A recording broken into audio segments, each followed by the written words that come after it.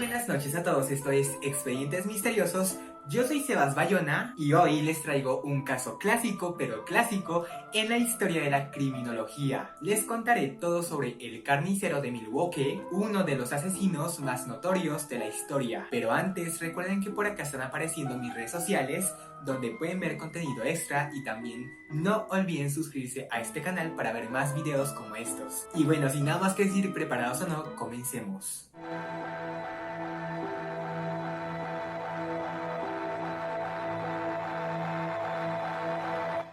Jeffrey Lionel Dahmer Flynn nació el 21 de mayo de 1960 en West Allis, Wisconsin. Por un lado, su padre, Lionel Dahmer, fue un ingeniero químico que por cuestiones de trabajo tenía que mudarse de ciudad a ciudad con su familia constantemente.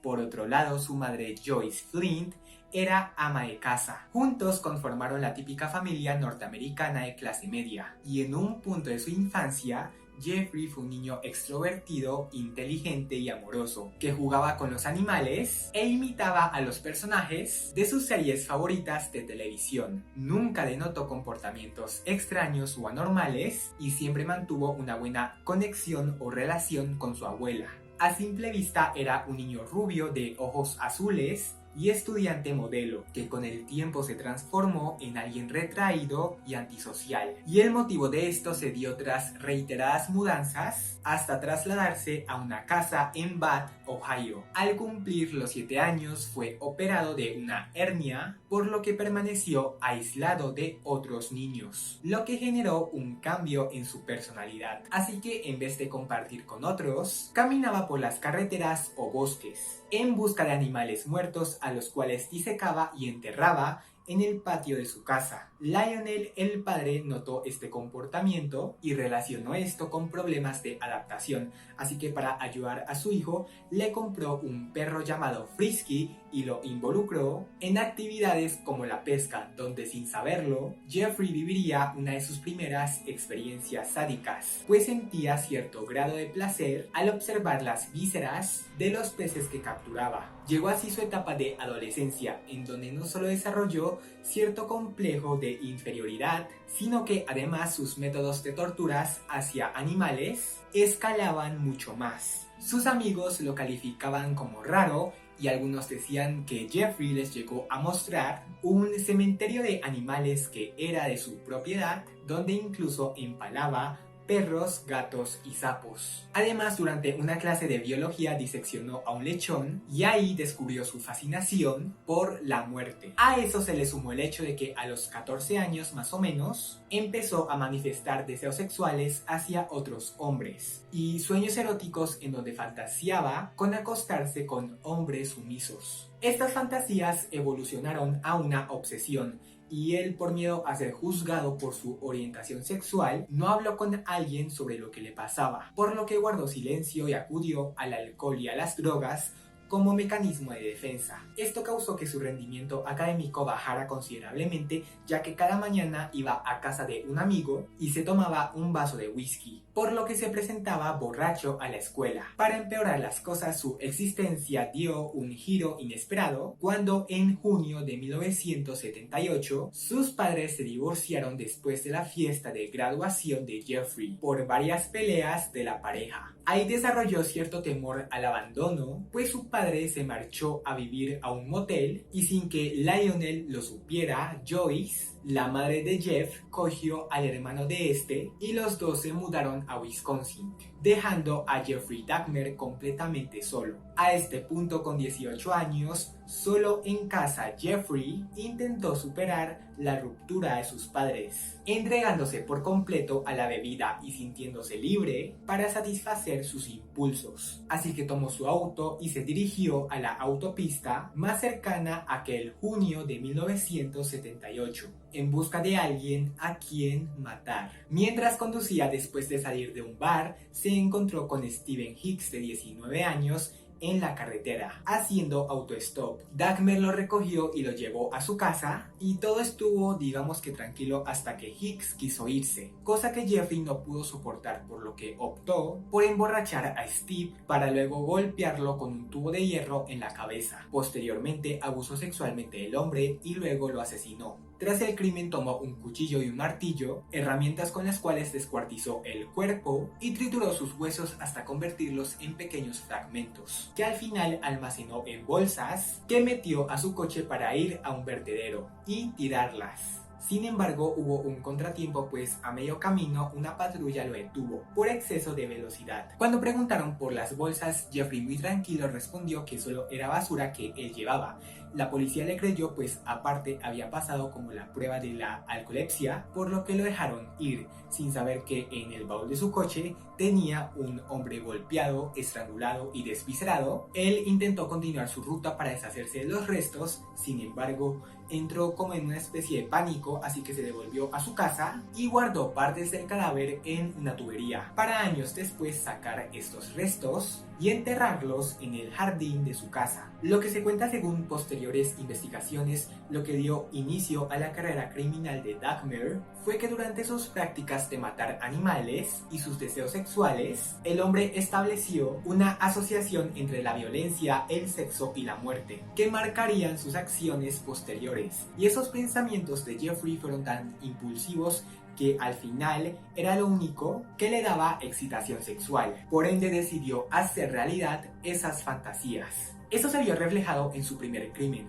Sin embargo, cuando Jeffrey volvió en sí, sintió mucho remordimiento por lo que había hecho y se entró mucho más en el mundo de los vicios. Al ver que su hijo se derrumbaba a causa del licor, Lionel, el padre, metió a Jeffrey en la Universidad de Ohio, de donde fue expulsado por su bajo rendimiento, a pesar de haber entablado como cierta simpatía con sus profesores, quienes lo veían como un chico muy tímido. En un último esfuerzo, Lionel lo inscribió en el ejército, donde Jeffrey pasó por uno de los momentos más estables de su vida. Dejó la bebida, bajó de peso y se mantuvo alejado de los problemas. Debido a su carácter sumiso, sus superiores lo seleccionaron para realizar un curso de enfermería de guerra, en donde aprendió fundamentos de anatomía y fisiología, estudios que él después aplicó para diseccionar a sus víctimas. En enero de 1980 fue trasladado a la base de Baumholder en Alemania,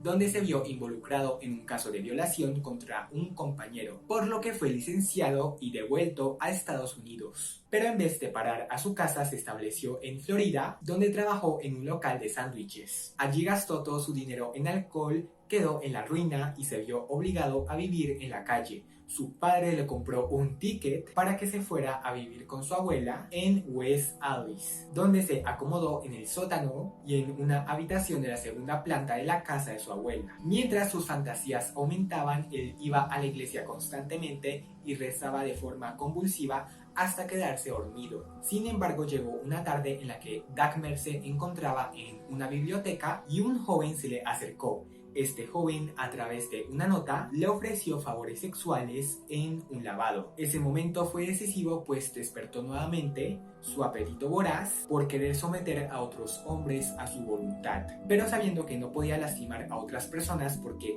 él en ese momento diferenciaba lo que estaba bien y lo que estaba mal. Se dice que se compró un maniquí en una tienda, aunque otras versiones dicen que él se lo robó. Se dice que con este maniquí él sostuvo relaciones, pero esto no apagó sus impulsos destructivos. Desde 1986 se abre así su expediente policial, pues comenzó a ser detenido por varios delitos, entre ellos exhibicionismo, intentar desenterrar el cadáver de un hombre, y en esa su abuela también lo echa de la casa, pues esta mujer había encontrado en el sótano el maniquí de Jeffrey, y cuando esta mujer encaró a su nieto, Dagmer se defendió diciendo que ese maniquí era su amante y que, en palabras propias de él, era el amante perfecto porque dentro de él no había nada vivo, y por esto su abuela lo corrió. de la casa. Por cierto, vale aclarar que esto fue lo único que ella encontró en el sótano en el que vivía Jeffrey, sin tener la menor idea de que en el sótano de su propia casa, Jeffrey había ocultado los cadáveres de algunas de sus víctimas. Pues antes de ser echado, Jeffrey ya había asesinado a otras personas, que justamente son las siguientes. Steve Tomey, de 24 años, a quien conoció en un bar gay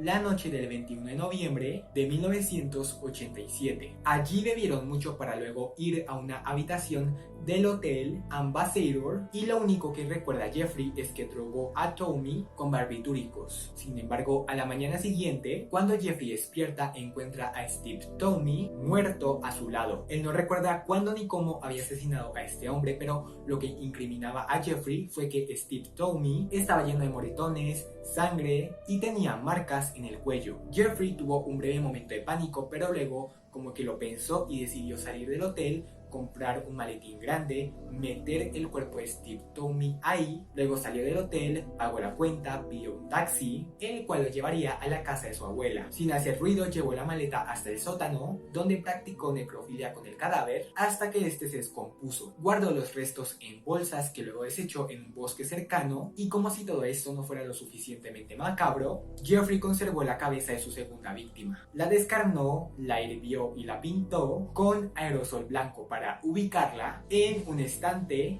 de su sótano a manera de trofeo. Y cuando su abuela le preguntó por esa cabeza, Dagmar le dijo que era de plástico y que se la había regalado un estudiante de medicina. En este punto, Jeffrey establece un modus operandi que consistía en ir a diferentes bares gays. Dicen que lo hacía utilizando ropa ceñida y lentes de contacto amarillos, y a la hora de interactuar imitaba constantemente al emperador de la Guerra de las Galaxias, quien según Dahmer era su personaje favorito, el cual también representaba su deseo por obtener poder. En medio de la música seducía a chicos y les invitaba a tragos con la excusa de tener sexo. Así los llevaba a su casa, los drogaba con somníferos y una vez estaban inconscientes, Dagmar abusaba sexualmente de ellos, y además también lo hacía físicamente. También acostumbraba a tomar fotografías realmente explícitas, y cuando estos hombres despertaban y decidían marcharse, Jeffrey los estrangulaba hasta matarlos. Él no se deshacía de los cuerpos en ese mismo momento, sino que los conservaba por ciertos tiempos, con el fin de satisfacer sus deseos, hasta que por su estado de descomposición, él les cortaba la cabeza y los genitales, los cuales paraban a su congelador,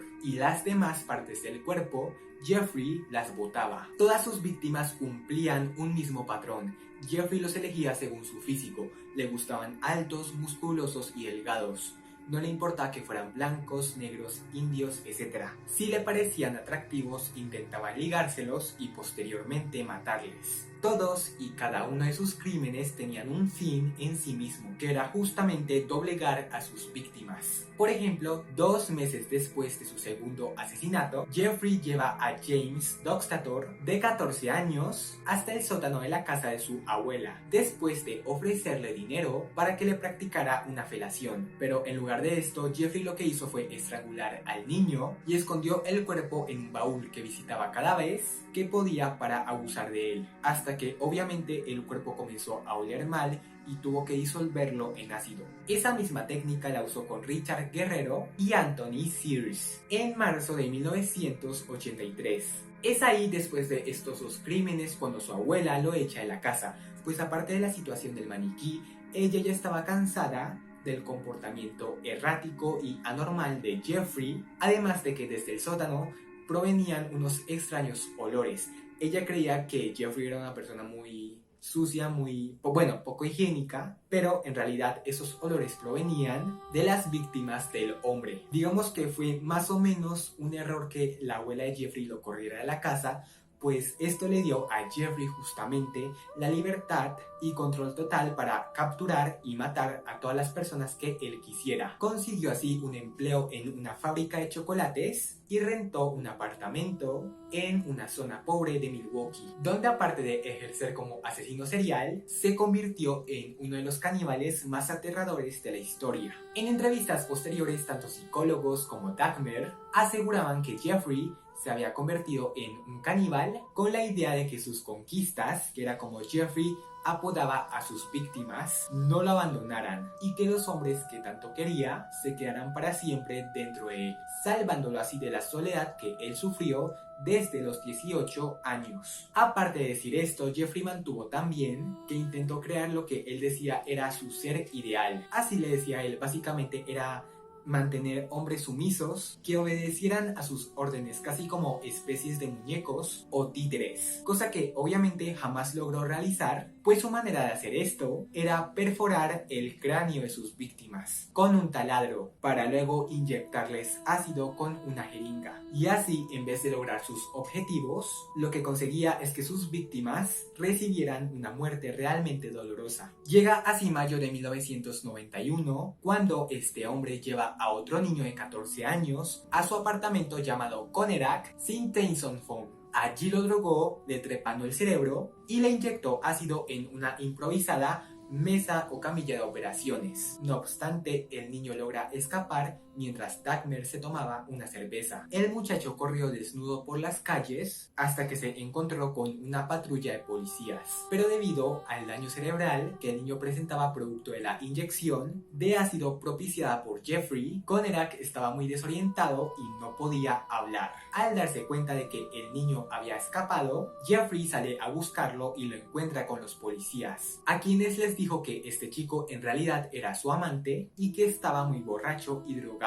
La policía le pareció muy rara la situación, pero como que al final no hicieron caso, no sé por qué, y los llevaron nuevamente a la casa de Jeffrey, sin ni siquiera revisar la cocina ni la habitación de este. Pues de haberlo hecho, hubieran encontrado el cadáver de otro niño y una olla repleta de vísceras humanas sobre la estufa. Después de que los agentes se marcharon, Dahmer sufrió como una especie de trance en la que atacó, violó y descuartizó a Conerak. Una observación muy puntual que podemos dar tras este último crimen cometido por Jeffrey es que demuestra su capacidad para engañar, cosa muy típica en un psicópata, caracterizada por el don de seducir y estafar. Tal vez por esto, sus vecinos testificaron no haber visto nada raro o malo en Jeffrey, pues lo consideraban un joven de buena apariencia que de vez en cuando se pasaba de tragos, pero jamás imaginaron que tendrían a un asesino serial viviendo en la casa de al lado. Entre 1978 y 1991 asesinó a un total de 17 hombres, y en esta cifra incluimos los 6 primeros asesinatos que ya les conté. Después de esos, el 20 de mayo de 1990, Raymond Lamont Smith, de 36 años, se convierte en la 7ª persona asesinada por Dahmer. Luego, Edward Smith es asesinado el 14 de junio de ese mismo año, en el cual también Ernest Miller y David Thomas desaparecen y no vuelven a ser vistos con vida, para luego descubrirse que habían sido 2 víctimas más de Jeffrey Dahmer. Llega así el 18 de febrero del 91, cuando Jeffrey cobra otra víctima. Él se llamaba Curtis Strother, de tan solo 19 años. 2 meses después, Errol Lindsey corre la misma suerte, al igual que Anthony Hughes, Matt Turner y Jeremiah Weinberger, Oliver Lacey y Joseph Rayhope. Todos estos últimos asesinatos se dieron en el número 213 de los apartamentos Oxford, en Milwaukee, donde vivía Jeffrey Dahmer. Lo más increíble de todo es que los ciudadanos de Milwaukee no parecían percatarse o darse cuenta de las misteriosas desapariciones de jóvenes. Y esto se debía a que Jeffrey acostumbraba a guardar los cuerpos una temporada mientras cometía sus actos caníbales. Digamos que lo que hacía Dahmer es que en cada cuerpo había partes que obviamente él desechaba y se perdían para siempre, pero había otras que él guardaba en su cocina, en su refrigerador, pues para cocinarlas obviamente. Sé que suena feo, pero pues eso pasó. Y esos restos que conservaba los guardaba en latas, en envases, en un refrigerador. Ya les cuento más adelante un poquito más de esto, pero digamos que vale aclarar que es algo muy común que algunos asesinos no se deshagan de los cuerpos de sus víctimas, sino que lo que hacen algunos es que los depositan en sus casas o lugares aislados que solo ellos conocen, con el fin de visitarlos para recordar aquellos actos o simplemente para tenerlos como trofeos, y obviamente para que la policía no los descubra. Esto de Jeffrey es algo muy similar a lo que pasó con John Wayne Gacy, el payaso asesino, en donde este payaso, después de cometer sus crímenes, llevaba los cuerpos de sus jóvenes víctimas al sótano de su casa. Como les digo, algo muy similar que pasa con Dahmer. Y ya volviendo al caso como tal, obviamente como Dahmer se quedaba con los cuerpos, nunca se halló, digamos, un cadáver o una persona muerta en la carretera o algo que diera pie a pensar que Dahmer estaba relacionado con estos crímenes. Así que la gente ni las autoridades no tenían la mínima idea de que había una persona matando a otras, que en este caso era Dahmer. Y lo segundo, Dahmer durante una entrevista confesó que él elegía a hombres, que él elegía personas, o bueno, hombres que llevaran vidas alocadas y desenfrenadas. Pues Jeffrey pensaba en su cabeza que nadie echaría de menos a esas personas. Fue algo muy triste porque obviamente pues como estas personas tenían una orientación sexual diferente, la policía tampoco se centró en buscarlos. Sin embargo, él no contó con el hecho de que dos de sus víctimas sobrevivirían y una de ellas sería la que acabaría con su carrera criminal. El primer sobreviviente fue un chico de 13 años llamado Kayson, que no puede comprobar esto si era verdad o no, pero parece que es hermano de Conerak, una de las primeras víctimas de Jeffrey, por el hecho de que ambos tienen el mismo apellido. Dicen que Kayson se había topado con Dahmer. Esto ocurrió en 1988, cuando Jeffrey llevó a Kayson a su apartamento para abusar de él. Afortunadamente, el chico logró escapar antes de que eso pasara, fue con la policía y denunció. En este caso, extrañamente, la policía sí puso cuidado y por esto Dahmer fue condenado a 5 años de cárcel, con una libertad condicional bajo los cargos de abuso sexual, con una libertad condicional bajo los cargos de agresión sexual en segundo grado. Pero lamentablemente ahí hubo un fallo de la justicia, y es que aunque la policía le aseguró a la familia de Kayson de que la condena de Jeffrey sería severa, él solo pasó 1 año en prisión, incluso con salidas transitorias. Él pudo haber pasado 5 años en prisión sin herir ni lastimar a nadie, pero lo soltaron incluso sin haberle hecho una investigación de fondo. Y probablemente no ser por este error por parte de la justicia, Conerak y los otros hombres seguirían vivos. Y a pesar de que tristemente pasaron gran cantidad de años, llega finalmente la caída de Jeffrey Dahmer. Era el 22 de julio de 1991, cuando un joven de 32 años llamado Tracy Edwards fue encontrado vagando en las calles, desnudo y con unas esposas en las muñecas. 2 policías se encontraron con él y le preguntaron qué había pasado, a lo que Tracy respondió que un hombre lo había encadenado y quería matarlo. Indicó así la dirección del apartamento de Jeffrey, quien estaba esperando a la policía con un cigarrillo en la mano, afuera de su casa. Cuando la policía le preguntó a Jeffrey qué estaba pasando, él simplemente dijo que Tracy era su amante y que estaban realizando unos juegos pornográficos. Y para corroborar esto, Jeffrey le mostró varias fotos a la policía que él tenía con Tracy.